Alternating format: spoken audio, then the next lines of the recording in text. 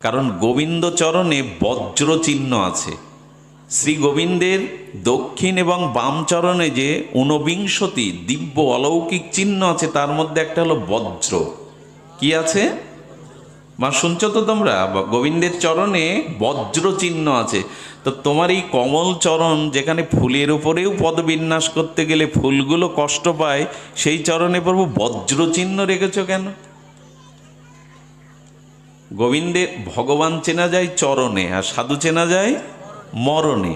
তো গোবিন্দের চরণে যে ঊনবিংশতি দিব্য অলৌকিক চিহ্ন আছে, তার মধ্যে একটা বজ্র। গোবিন্দ বললেন, যে ভজনের দ্বারা আমার চরণে সমর্পণ করে, আমার চরণাশ্রয় করে, আমার চরণে বজ্র রেখেছি কেন? যেন আকাশ থেকে বজ্রপাত হলে যেমন পাহাড়ও চূর্ণ বিচ্ছিন্ন হয়ে যায়, যে আমার চরণাশ্রয় নেয় তার অনাদি অনন্ত জন্মের যে পাপের পাহাড় জমে আছে, আমার চরণাশ্রয় নিলে সেই বজ্রের দ্বারা তার পাপের পাহাড়কে আমি চূর্ণ বিচ্ছিন্ন করে ভেঙে ফেলে দিই। চূর্ণ বিচ্ছিন্ন করে দিয়ে আমার চরণ আশ্রয় করলেই। আচ্ছা, গোবিন্দ বলছেন ধ্বজ চিহ্ন কেন? গোবিন্দের চরণে আরেকটি চিহ্ন হলো ধ্বজ, মানে পতাকা, বিজয় পতাকা। বললেন, দেখো, জন্ম মৃত্যু জরাব্যাধি কাল কবলিত অভিশাপে তুমি সারাটা জীবন পরাজয় হয়েছে, শান্তি পাওনি, নিজের উদ্ধার করতে পারোনি, এই জগৎ জন্মে মনুষ্য জন্ম পেয়েও নিজের ফসলটা ঘরে তুলতে পারোনি প্রেম ভক্তি। কিন্তু আমার চরণে শরণাগতিতে যদি আশ্রয় নাও, আমি চির প্রেম ভক্তির বিজয় পতাকা নিজেই তুলে দেব, আমার ধ্বজ আমি তুলে দেব। পৃথিবীতে যশ গান কার হয়? যারা আজকের নেতা, আজকের যারা নেতা দেখবেন তাদের জন্য কত তোরণ নির্মাণ হয়, তাদের নিয়ে বই লেখা হয়, বক্তব্য দেওয়া হয়, তাদের ফুলের মালা পরানো হয়, বড় আসন দেওয়া যায়।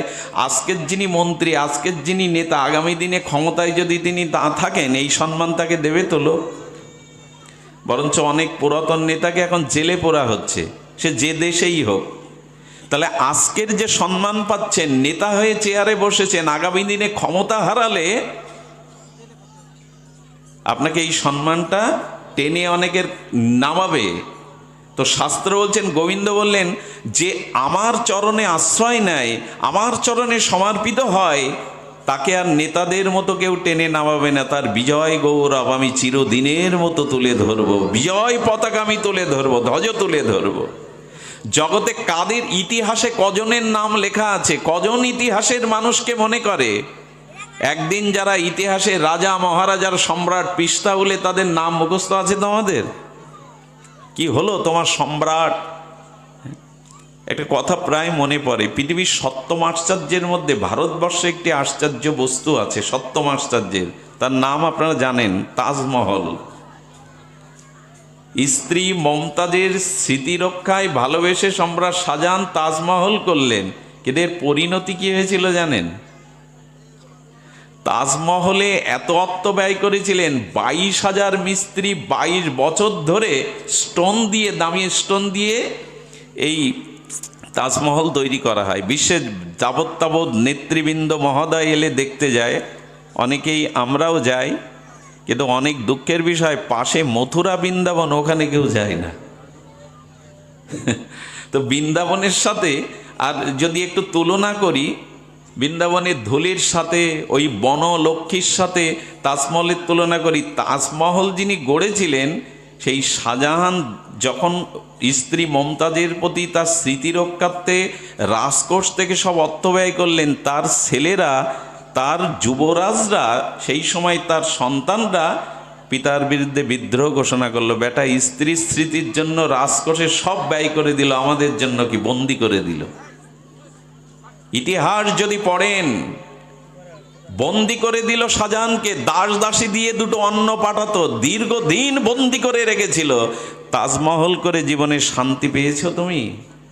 পুত্রের হাতে বন্দি হয়ে দুমুঠো খেতে হয়েছে।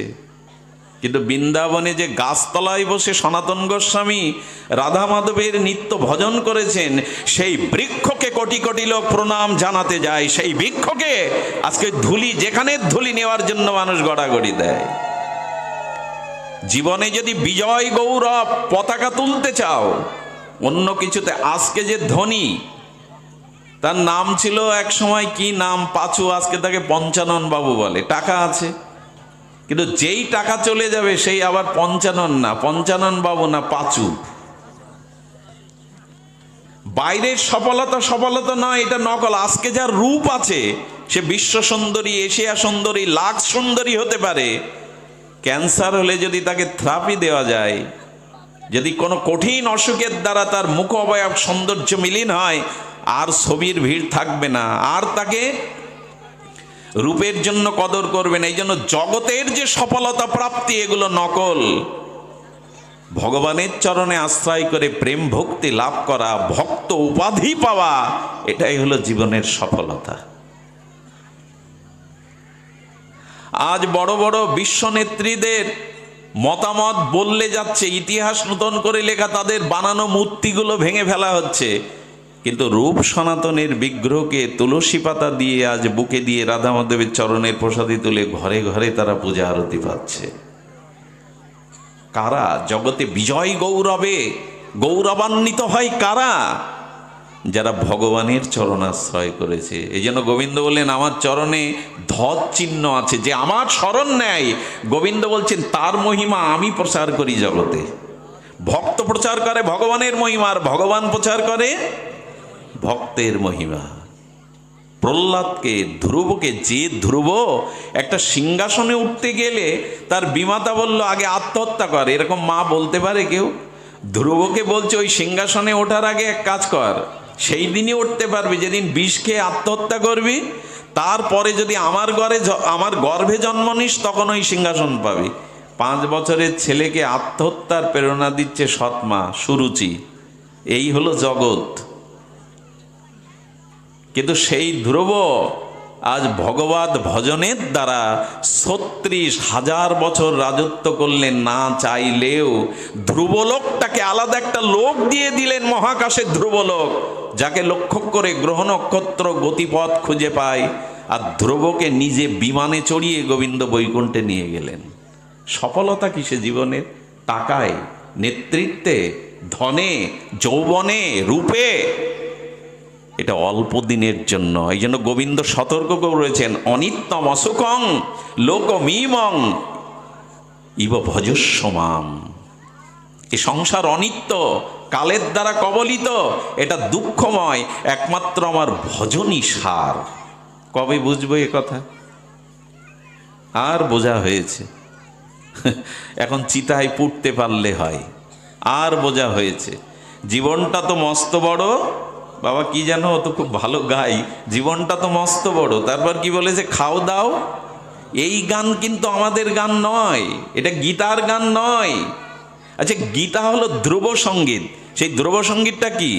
আমাদের সঙ্গীত জীবনটা তো মস্ত বড়, খাও দাও ফুর্তি করো। কিন্তু গীতাই বলেছেন, তস্মাৎ সর্বেষু কালেষু মামনুষ্যর যুদ্ধৌ চ। সংসারে দুঃখ বিপদ জরা ব্যাধি মৃত্যু আসে, কিন্তু এখানের একটাই গান, সুখে দুঃখে গৃহে বনে যেখানেই থাকো ভগবানকে স্মরণ করো। সংসারে যে কোনো পরিস্থিতির মধ্যে ভগবানকে স্মরণ করো। এই হলো গীতার গান। কিন্তু গীতার গান আমাদের মুখস্থ নেই, গীতার গান আমাদের মুখস্থ নাই। ওইটা তো আমরা গ্রহণ করিনি। খাও দাও ফুর্তি করো, খাও দাও ফুর্তি করো। এ দেহ পিতা বলে আমার ঔরাসে জন্ম শরীর আমার, মা বলে আমি গর্ভ ধারণ করেছি আমার, শিয়াল কুকুর বলে ওকে ফেলে রেখে দাও দেখবে কার খাদ্য, ওকে মরার পরে কিছু ফেলে রেখে দাও দেখবে মাটি বলছে আমার নিচে দাও, আমি পোকা করে আমার করে নেব। সীতার আগুন বলছে তোমাদের কারণ, আমার কাছে দাও আমি ওকে গ্রাস করব। কার এ শরীর? কার? স্ত্রী দাবি করে, পুত্র দাবি করে। ভগবান বললেন শরীরটা আত্মার জন্য, আত্মা আছে তাই শরীর আছে। এই জন্য আত্মা রামেশ্বর ভগবানকে স্মরণ করো। এই শরীরের একমাত্র প্রথম অধিকার ভগবানের। এই জন্য হেলে দুলে শুধু পড়লে হবে না, কৃষ্ণ ভজিবার তরে এসব যখন আমরা পড়ি না তখন বেশ হেলে দুলে করি, কৃষ্ণ ভজিবার তরে সংসারে আইনো। আচ্ছা, এই হেলে দুলে পড়ছি, খাটাচ্ছি তো কৃষ্ণ ভজনের জন্য সংসারে এসছি, না মোহমায়া কামনা ভোগের জন্য স্ত্রী পুত্রের জন্য এসছি? কোনটা সত্য? কোনটা? এটা আজকে বিচারটা সাধু সঙ্গে হরিকথা ছাড়া জাগে না। বিনু সৎসঙ্গ বিবেক না হই। সৎসঙ্গে ভগবত সঙ্গে হরিকথা শ্রবণ করো সাধুমুখে, তবে এই বিবেকটা জাগবে যে দেহ কারো জন্য নয়, এ দেহ ভগবানের জন্য, ভজনের জন্য। এই জন্য নবারে সর্বস্ব কামায়া সর্বং প্রিয়ং ভবতি, আত্মনস্তুত কামায়া সর্বং প্রিয়ং ভবতি। তোমার সুখের জন্য কেউ তোমাকে ভালোবাসে না, তার নিজের আত্মীন্দ্রিয় সুখের জন্য তোমাকে ভালোবাসে। এই কথা যেদিন বুঝবেন সেদিন ভালোবাসার মোড় ঘুরে যাবে। ভগবানের চরণে দেখবেন কুম্ভ আছে, কুম্ভ, পরিপূর্ণ কুম্ভ। কুম্ভ মানে কলস। গোবিন্দের চরণে কি আছে? পূর্ণ কুম্ভ। দেখবেন ওই মন্দিরের চূড়ায়, আগেকার প্রাচীন মন্দিরের চূড়ায় দেখবেন পূর্ণ কুম্ভের তিনটে থাকতো, এরকম থাকতো না? কুম্ভ থাকতো কি না? কলস। এইটা কি ভগবান বললেন এটা আমার চরণে কেন জানো? এ জীবন তখনই পূর্ণ হবে যখন আমার চরণ আশ্রয় করবে। পূর্ণ কুম্ভের মতো আমি তোমার জীবনকে আনন্দে প্রেমে ভরিয়ে দেব। এই জগতে কেউ ভরাতে পারবে না, কেউ দুঃখ জরা ব্যাধি নিতে পারবে না। আমার চরণাশ্রয় করো, তবেই জীবনটা পূর্ণ কুম্ভ হবে, পরিপূর্ণ হবে। আমার চরণে এসো। এছাড়া দ্বিতীয় কোনো মঙ্গল মানুষের খোলা নেই, দ্বিতীয় কোনো পথ নেই। মৃত্যুকে যদি জয় করতে হয়, দুঃখকে যদি চিরায়িত বিদায় নিতে হয়, সেই পরমানন্দের ধামে স্বরূপে যদি ফিরে যেতে হয়, পুনঃ পুনঃ জন্ম মৃত্যু অভিশপ্ত সংসারে আর দুঃখ ভোগ করতে যদি না হয়, একমাত্র পথ গোবিন্দ চরণ আশ্রয়, ভজন। আচ্ছা, অর্থ চাই, ভোগ চাই জগতে, মিন চিহ্ন, জপ চিহ্ন আছে। গোবিন্দের চরণে আরেকটা কি চিহ্ন আছে? জপ।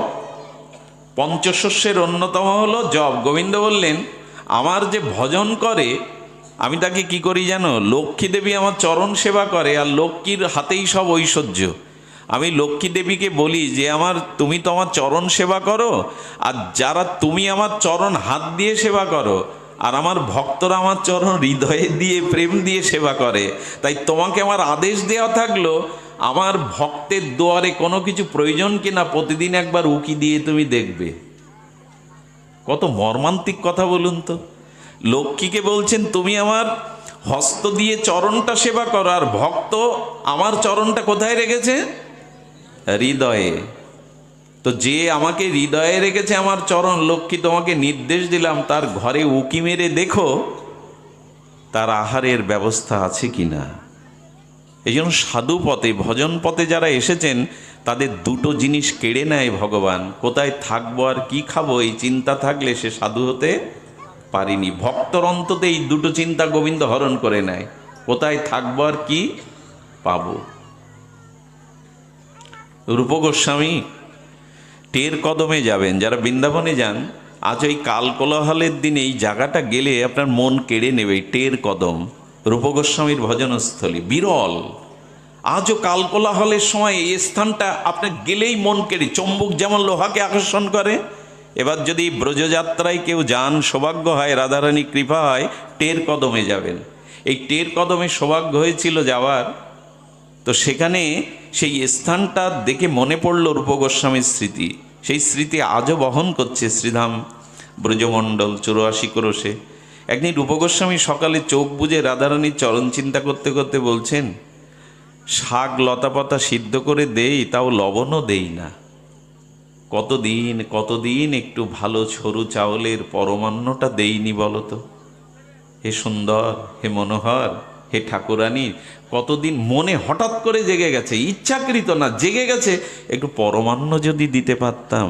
যেই না বলে চোখ খুলেছে, এক ছোট বালিকা অপরূপ সুন্দর, আলোক তেজময় দুতিতে ছুটতে ছুটতে এসে বলছে, গোসাই তুমি আজ মাধু করিতে যাওনি কেন? তোমার কি শরীর খারাপ? বলে, কে তুই? বলে, যে বাড়িতে তুমি মাধু করি ভিক্ষা করতে চাও ওই বাড়িরই আমি লাড়লি, ব্রজ বালিকা। তো তোমাকে এখানে কে পাঠালো? মা পাঠালো। গোসাই মাদুকরি করতে আসেনি, দেখতো শরীর অসুস্থ কিনা। আর এক কাজ কর, যাচ্ছিস যখন এই দুধ, চাউল, কিশমিশ, চিনিগুলো দিয়ে আয়, সাধুদের দিয়ে আয়। তাই তো আমি দিতে এলাম। রূপকার স্বামী চিন্তা করছেন, আমি এই মুহূর্তে চিন্তা করলাম একটু পরমান্ন যদি দিতে পারতাম প্রিয়া প্রীতমকে, আর মুহূর্তের মধ্যে ওকে বারবার দেখছে, ওর জ্যোতিতে চারিদিকে আলোকিত হয়ে গেছে। তখন বলছেন, হ্যাঁ আমি তো মাদুকরি করতে যাই, হবে হয়তো সেই মা পাঠিয়েছে, আজকে যায়নি। সঙ্গে সঙ্গে চরণের দিকে দৃষ্টি গেছে, দেখে চরণ এক জায়গায় আঘাত লেগে ওইখান থেকে, রাধারানী তো প্রেমময়ী, রক্ত পাবে কোথায়, কিন্তু নরলীলাতে দেখছে ওখান থেকে রক্তের ধারা বইছে। কিরে লাডলি, তোর পায়ে আঘাত লাগলো, রক্ত ঝরছে। বলে, তোমরা তো সবসময় চোখ বন্ধ করে ভেতরে চিন্তায় থাকো রাধারানীর, আমি ভাবলাম চোখ খোলা পাবো কি না, তাই দৌড়ে আসতে গিয়ে পাথরে লেগে গেছে আঘাত। ইস, এতটুকু বালিকা, কে মিষ্টি কোমল চরণ। তো বলে, তুমি ওর জন্য চিন্তা করো না, আমি ওখানে কিছু লাগিয়ে নেব, তুমি এইগুলো ধরো তো। দিয়েই চলে গেছে। ওটা পরিপাক করে বনের কাঠ দিয়ে অন্তরের রাধারানীর মাধুর্য নাম মিশিয়ে, ওটা যখন প্রিয়া প্রীতমকে ভোগ লাগিয়ে দাদা সনাতনকে দিয়েছে একটু, সনাতন জিউ ভাই দেওয়ার সাথে সাথে অষ্টসাত্ত্বিক প্রেম বিকারে অশ্রু পুলক সেদ কম্প, প্রেমে মূর্ছিত হয়ে সনাতন জিজ্ঞাসা করছে, রূপ এ কে দিল তোকে? এই পরমান্নের উপচার, সরু চাল, মিষ্টান্ন, কিসমিস কে দিল তোকে? বলে, এত ব্যাকুল হচ্ছেন কেন প্রভু? প্রভু এত এই দাস মনে মনে স্মরণ করেছিল, একটা বালিকা এসে দিয়ে গেল, সেই বালিকার দেওয়া প্রসাদিত আপনাকে দিয়েছি নিবেদন করে। ধোলায় লুটিয়ে পড়লেন। সনাতনের চোখ বেয়ে প্রেমাশ্রু বিগলিত হতে লাগলো। ওরে রূপ, তুই রাধারানীর ভজন করতে এসেছিস না তোর ভজন করবার জন্য রাধারানীকে তুই রেখেছিস? ওরে, এই প্রসাদ, এই বস্তু তোকে রাধারানী নিজে দিতে এসেছিল। আজ প্রতিজ্ঞা কর, এই ব্রজভূমিতে যতদিন থাকবি, যতদিন রাখবেন রাধারানী, কোনোদিন ভালো কিছুর আশা মনেও কল্পনা করবি না। করলে তোর সেবার জন্য তাকে আসতে হয়েছে। তুই ভজন করছিস না, সে তোর ভজন করছে। ভক্তের মনে কোনো ইচ্ছা জাগার সাথে সাথে রাধারানী নিজে পায়ে হেঁটে আসতে গিয়ে তার পায়ে রক্ত ঝরে গেছে। এই হলো ঠাকুরানী। কেউ কোনো কিছু মনে করলেই সঙ্গে সঙ্গে ঠাকুরানী সেটা পূর্ণ করবার জন্য ব্যস্ত হয়ে যান। শুনবেন, এ কথা কি বলবার কথা? এ অনুভূতির রাজ্যের কথা। রঘুনাথ দাস গোস্বামী তার ত্যাগ বৈরাগ্য পাষাণের, রঘুনাথের নিয়ম যেন পাষাণের রেখা। প্লাস্টার করতে করতে যদি একটা দাগ বসিয়ে দেন, ওই নরম প্লাস্টার করতে গিয়ে ওই দাগটা সিমেন্ট এঁটে গেলে আর ঘুচবে? তো 100 বছরেও ঘুচবে? তো রঘুনাথের নিয়ম যেন পাষাণের রেখা। রঘুনাথ রাধা কুণ্ডের তীরে, আর রাত দিন তার সেই হাহাকার রোদন, তার সেই সামান্য একটু মাঠা, দুই এক পল মাঠা পান করে, অর্থাৎ ব্রজবাসীদের দুয়ার থেকে মাঠা মানে যে ঘোল আসতো, দুধের ঘোল, সেই 100 গ্রাম 150 গ্রাম ঘোলকে 2000 বার বৈষ্ণব প্রণাম, 1000 বার ভগবানকে রাধারানীকে প্রণাম, 3 বেলা অপততি রাধাকুণ্ডে স্নান, আর লক্ষ কৃষ্ণ নাম। এই করেই চলেছেন রঘুনাথ দাস গোস্বামী। তার কি তীব্র বৈরাগ্য! ধুলায় ধূসারিত অষ্টগত প্রাণ হয়ে শুধু একটাই মন্ত্র বলেছেন, তবই বাস্মি ন জীবাবিত হবি না। হে রাধে, তুমি বিনা মোর কেহ নাই।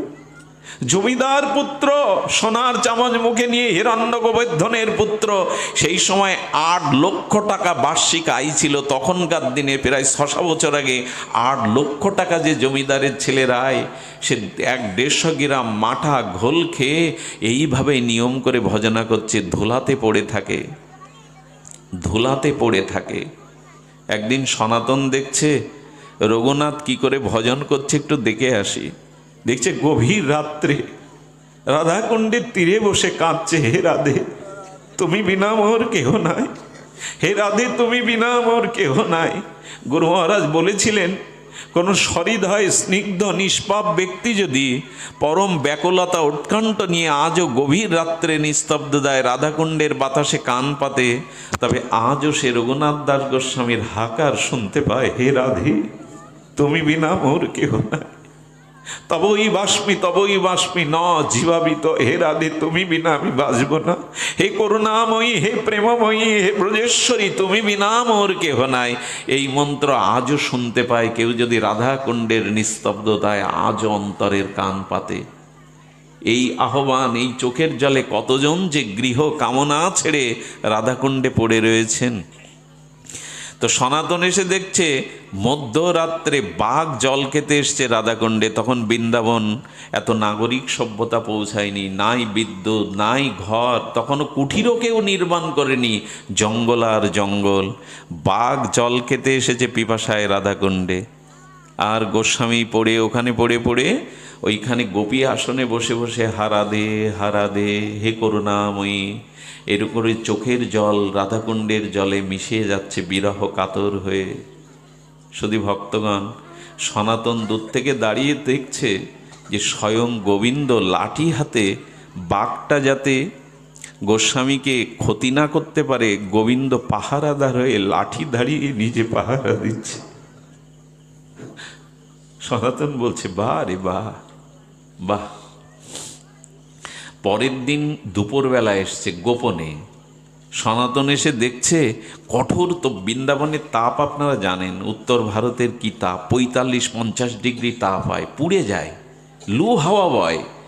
সেই গরমের দিনে হাতা লম্বা করে মাথা ঢেকে থাকতে হয়, লু হাওয়া ভেতরে গেলেই জ্বর এসে অনেকেই মারা যায়, টিকতে পারে না।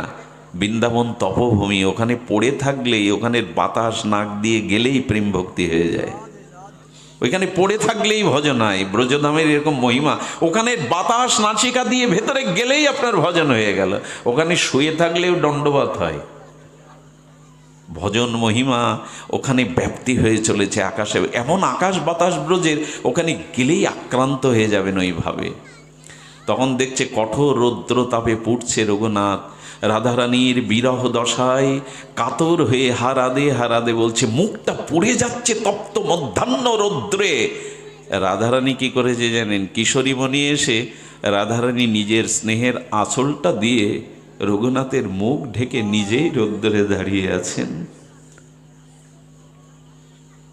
রঘুনাথ দাস গোস্বামীকে ডাকলেন সনাতন গোস্বামী পাদ, বললেন বাইরে উন্মুক্ত জায়গায় বসে বসে কাঁদছো কি লোক দেখাবার জন্য? তুমি কতটা ভালোবাসো রাধারানীকে, লোক দেখানোর জন্য কাঁদছো বাইরে? যাও যাও, আজ থেকে কুঠির করে ঘরের মধ্যে কাঁদবে, লোককে দেখানোর জন্য কাঁদবে না, লোককে দেখাবার জন্য কাঁদবে না। আসরকে শ্রোতাদের মনোরঞ্জনের জন্য চোখের জল নয়, নিভৃতে যদি ভগবানের চরণে কেউ এক ফোঁটা প্রেমাশ্রু দিতে পারে নিভৃতে, কোটি জন্ম তপস্যার থেকে এতে ভগবান বিগলিত হয়ে যান। গোবিন্দ বলেছিলেন, আমি পৃথিবীতে সব সহ্য করতে পারি, আমি সর্বং সহা, মাটি যেমন সব সহ্য করে আমিও করি, কিন্তু ভক্তের প্রেমাশ্রু চোখের জলকে আমি সহ্য করতে পারি না, আমার হৃদয় উতাল পাতাল করে দেয়। আমি ওই একটা জিনিস মেনে সহ্য করতে পারি না, ভক্তের প্রেমাশ্রু। যাও, সেই দিন থেকে বৃন্দাবনে কুঠির নির্মাণ হলো, এর আগে কুঠির ছিল না, গাছতলায় এক এক রাত্রি গোস্বামীরা থাকতেন। সেই দিন বলেছিল, রঘুনাথ তুমি রাধা মাধবের ভজন করতে এসেছো না ওদের ভজনে লাগিয়েছো, তোমার ভজনে? প্রিয়া প্রীতম যেন কষ্ট না পায়, রাধারানী যেন তোমার কারণে কষ্ট না পায়, যাও ভেতরে গিয়ে কাঁদো, বাইরে কেঁদো না। তোমার জন্য একজন রাতে পাহারা দেয় লাঠি হাতে, আর একজন রৌদ্র পড়ে তোমাকে আঁচল দিয়ে ছায়া দেয়, তুমি কেন তাদের কষ্ট দিচ্ছ? তুমি এসেছো তাদের সুখ দেওয়ার জন্য, তুমি কেন তাদের কষ্ট দিচ্ছ? এই হলো ভজন, এই হলো ভজন। ভগবানের চরণে নিষ্কিঞ্চন ভাবে আশ্রয় নিয়ে যদি অহেতুক ভগবানকে ভালোবাসা যায়, ভগবান বললেন আমার ব্রত হয়ে দাঁড়ায় সেই ভক্তকে আনন্দ দেওয়ার, তাকে সুরক্ষা দেওয়ার আমারই দায়িত্ব এসে দাঁড়ায়। জানেন, অনেকেই প্রশ্ন তোলেন, এত ভগবান ভগবান করলো লোকটা সারা জীবন, মরার সময় উন্মাদ হয়ে পাগল হয়ে মরল, কই ভগবানের নাম তো নিল না, মুখে তো কোনো বাণী ছিল না, শব্দ ছিল না, সারা জীবন গোবিন্দ গোবিন্দ করে সাধুসঙ্গ করে কি হলোটা? এরকম কাউকে বলবেন না। কেন জানেন? মৃত্যুর সময়ে যদি কোনো শুদ্ধ ভক্ত সারা জীবন হরিভজন করেও মৃত্যুর সময়ে তার স্মরণ না আসে, তবে জেনে নিন আমাদের বৃন্দাবনের এক মহাত্মা, তার হার্ট অপারেশনের জন্য 95 বছর বয়সে দিল্লিতে নেওয়া হলো। ডাক্তার তার হার্ট অপারেশনে রাজি হননি, বললেন 95% ওনার বাঁচবার আশা নেই। ভক্তরা বললেন ওনাকে বাঁচিয়ে রাখতে হবে, শেষ চেষ্টা করুন। তো ডাক্তার তার সমস্ত শরীরটা অবশ করে নিয়েছিল, এত বছর বয়স।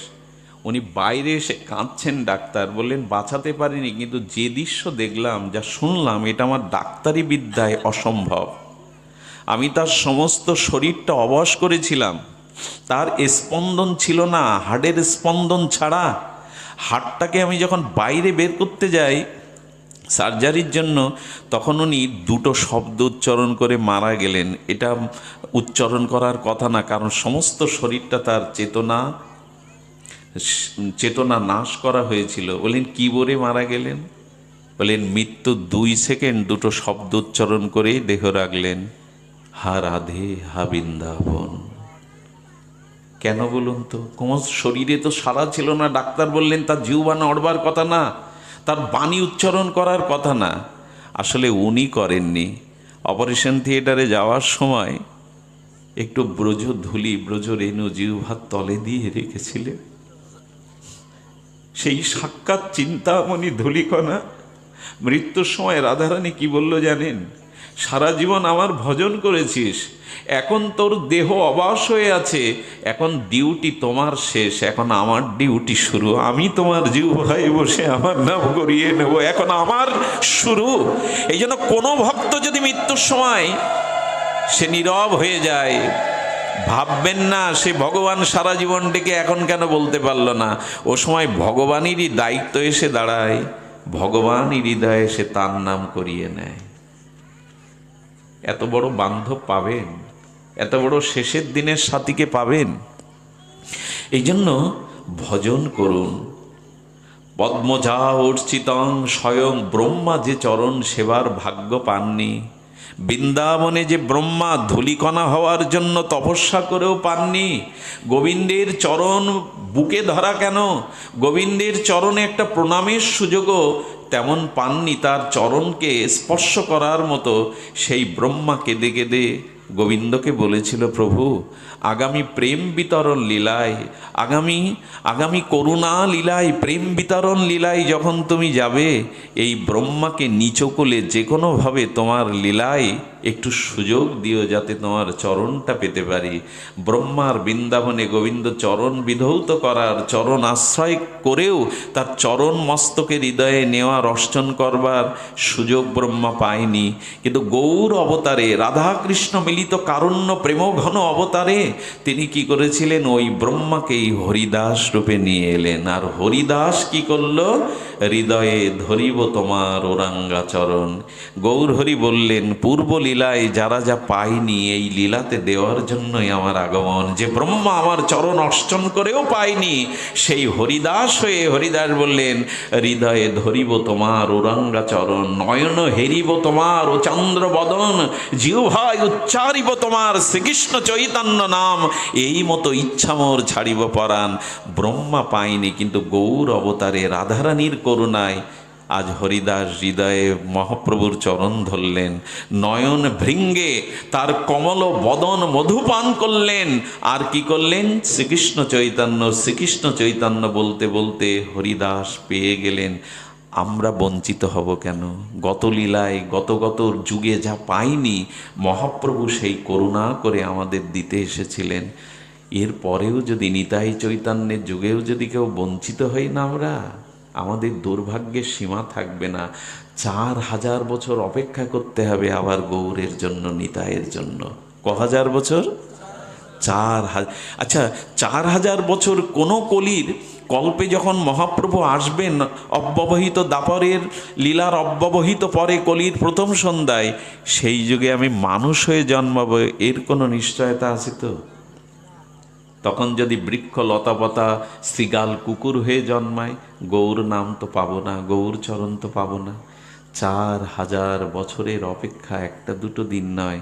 তাই নিতাই চৈতন্যের করুণার যুগে, হরিনামের যুগে, ভাগবত ধর্মের যুগে, প্রেম বিতরণের যুগে কেউ বঞ্চিত হবেন না। 4000 বছর পরে আবার মানুষ হব তো, আবার গৌর চরণেই নাম পাবো তো।